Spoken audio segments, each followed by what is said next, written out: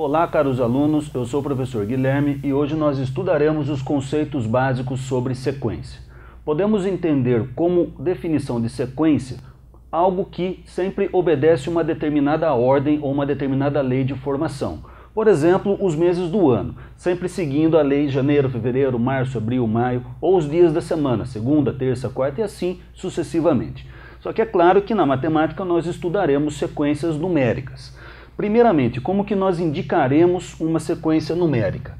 Nós indicaremos cada valor numérico pela letra A, onde esse A ele será seguido de um índice que vai indicar o posicionamento desse termo. Então, esse cara, como sendo o primeiro termo, ele vai ser chamado de A1, esse número como sendo o segundo termo, ele vai ser chamado de A2, de A3 e assim sucessivamente, até nós chegarmos num termo qualquer que nós vamos chamá-lo de AN. Então note que o termo em si, A1, A2, A3, um AN, ele indica para nós o valor numérico desse termo, tá? Agora, o N, apenas o valor N, ele vai indicar para nós o posicionamento deste termo, tá ok?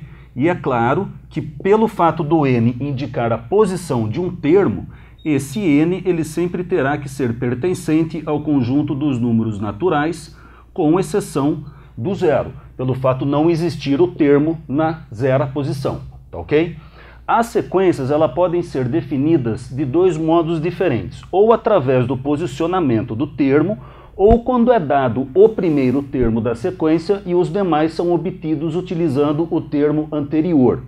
Então, no primeiro exemplo, supondo que uma sequência numérica obedeça à lei de formação AN igual a 2N mais 1. Então, se eu considerar para N igual a 1, nós teremos aqui o A1, ou seja, o valor do primeiro termo vai ser dado por 2 vezes 1, que é a posição do termo, mais o 1. Então, daqui nós temos que o primeiro termo ele vai ser igual a 2 vezes 1, 2, mais 1, 3. Agora, se eu colocar para N igual a 2, nós estaremos calculando o valor do A2, ou seja, o valor do segundo termo, que vai ser dado por 2 vezes o N, que é a posição dele, 2, mais o 1. Então, daqui nós temos que o segundo termo, A2, será igual a 2 vezes 2, 4, mais 1, 5. Ok? Continuando, para N igual a 3, nós estaremos calculando o A3, que vai ser dado por 2 vezes 3, mais o 1. Então, daqui resulta que o A3 vai ser 2 vezes 3, 6, mais 1, 7. Ok? Ou seja, nós temos a sequência onde o primeiro termo vale 3, o segundo termo vale 5, o terceiro termo vale 7 e assim sucessivamente. Ok? E outra forma que pode ser apresentada uma sequência quando é dado o primeiro termo e os demais termos são obtidos pelo termo anterior. Então nós já sabemos que aqui o primeiro termo, A1, ele vale 2. Para obter o segundo termo, note que eu vou fazer para N igual a 1.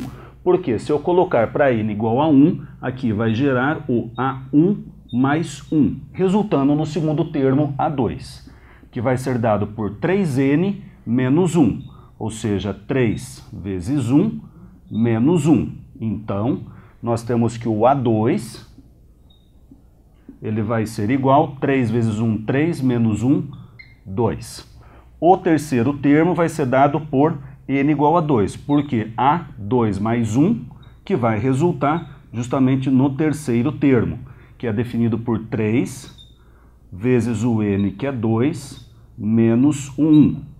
Então, daqui nós concluímos que o A3 ele vai ser igual a 3 vezes 2, 6, menos 1, 5. E assim sucessivamente. Então, nós temos a sequência onde o primeiro termo é 2, o segundo termo também é 2, o terceiro termo 5 e assim sucessivamente. Então, note que, lembrando que como o N indica o posicionamento do termo, sempre ele deverá pertencer ao conjunto dos naturais, tá? Com exceção do número 0. Obrigado pela atenção e bons estudos.